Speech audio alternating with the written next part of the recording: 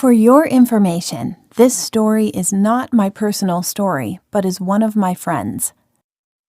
Her name is Miranda, and one day she did her typical morning routines right before school, messaging people on Snapchat while walking. Around 20 minutes later, she arrived at her school. However, then she immediately realized that something weird. There was no one outside of the school. At first, she thought that everyone just entered inside, or that she was kind of late, so ended up shrugging off and quickly walked into school. She tried to message her friends, but no one responded at that time. No service? But I have full bars on my phone, though. The inside of the building was quiet when she entered, and she noticed that there was also no one around. She was even more confused and didn't know what to do. She began to walk to her class. As she went past the cafeteria, she saw that there was only one person in there, and his head was down.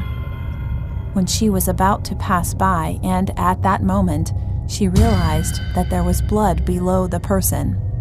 She froze in the spot. Just then, her phone buzzed, and it was a Snapchat notification from one of her friends.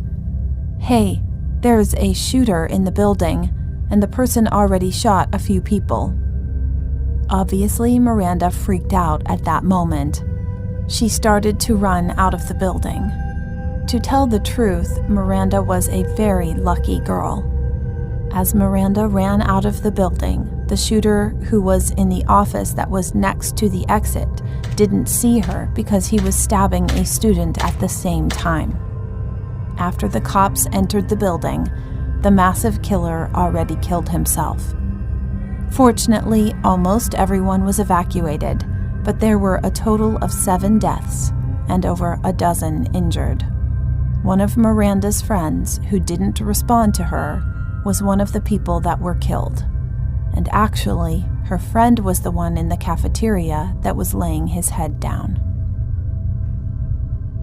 Miranda eventually went to the police station to watch the security footage, and as she watched the video, it turned out that the man stabbing someone in the office slowly raised the gun and pulled the trigger towards her running to the exit.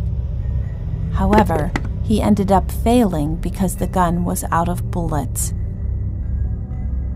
Although the school now has more security guards all around the building, along with more police officers and more cameras and metal detectors around all areas, she doesn't go to that school anymore. If he had one more bullet, she would have been a goner. She thanks God every day that she eventually had survived from hell.